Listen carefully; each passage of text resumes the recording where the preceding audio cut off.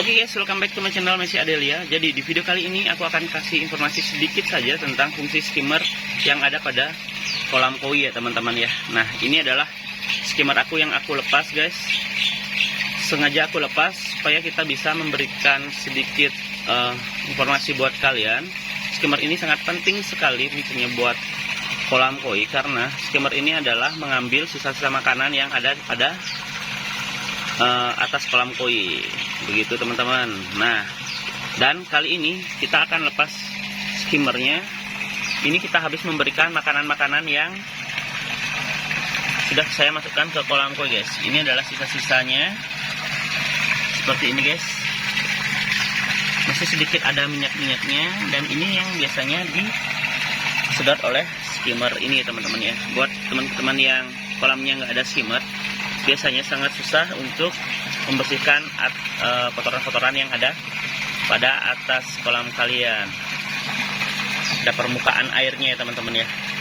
Ada salah satu cara, bagaimana caranya kalau ketika kolam kalian tanpa skimmer teman-teman, kalian bisa menggunakan atau menambahkan air dan menggunakan backwash ini teman-teman ya. Kalian tambahin aja, kemudian sisa-sisa makanannya akan jatuh di sini. Tapi itu sangat susah ya teman-teman ya. Tapi kalau misalkan kolam kalian udah kadung salah setting tanpa skimmer, kalian bisa menghidupkan keran kalian yang ada di sana, kemudian turun ke backwash ini ya teman-teman ya. Nah, ini adalah sisa-sisa minyak-minyaknya, bisa kalian lihat. Sangat lumayan sekali. Kalau misalkan kolam ini tentunya tidak ada skimmer, ini pasti bakalan menjadi keruh teman-teman. Jadi fungsi pertama dari skimmer ini adalah untuk membersihkan kotoran-kotoran yang ada pada kolam kalian di permukaan yang paling atas. Nah seperti itu teman-teman. Kenapa skimmer aku ini lepas dan bisa dipasang?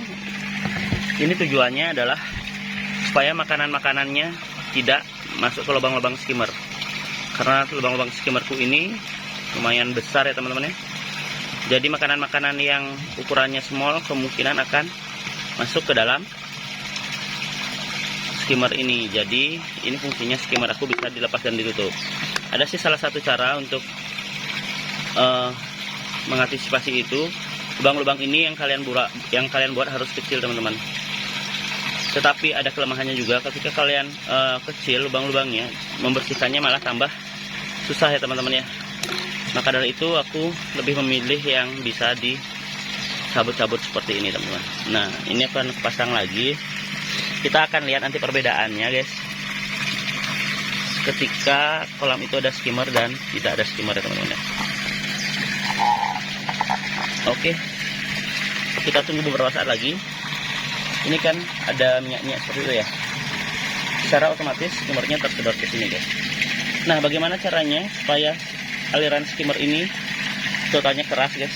Ini tergantung dengan mesin kalian yang ada di chamber 1. Aku menggunakan satu mesin aja teman-teman. Kalau misalkan mesinnya itu nyedotnya keras, sedotannya ini pasti bakalan keras seperti itu guys. Nah ini kita tunggu aja beberapa saat. Aliran air akan ketika berubah ke skimmer guys. Kalian lihat kotoran-kotoran masuk, mudah-mudahan di kamera kelihatan ya guys ya. Dia bakalan masuk ke sana.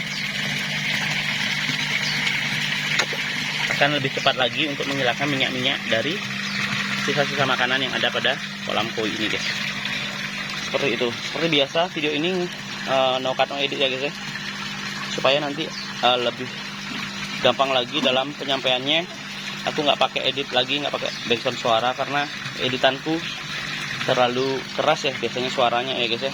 Jadi hari ini aku sengaja untuk memberikan informasi aja.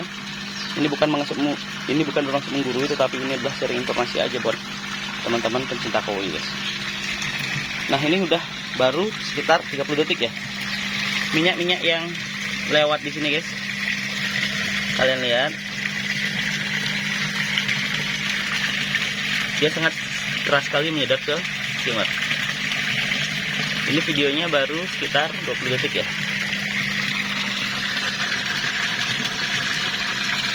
Bahkan di bagian-bagian sana sudah hampir hilang karena cepat sekali mengarah ke sini guys. Kalian lihat, yang arah sana udah semakin tidak ada karena sudah berkumpul minyak-minyak dan kotorannya ke arah skimmer ini. Nah, tonton video ini sampai selesai guys. Kalau misalkan kalian memiliki persepsi yang beda atau pendapat yang beda, bisa kalian tulis di kolom komentar sebagai sharing informasi buat kita semua. Oke, sekian dulu videonya, sampai jumpa di konten-konten aku berikutnya. See you, goodbye.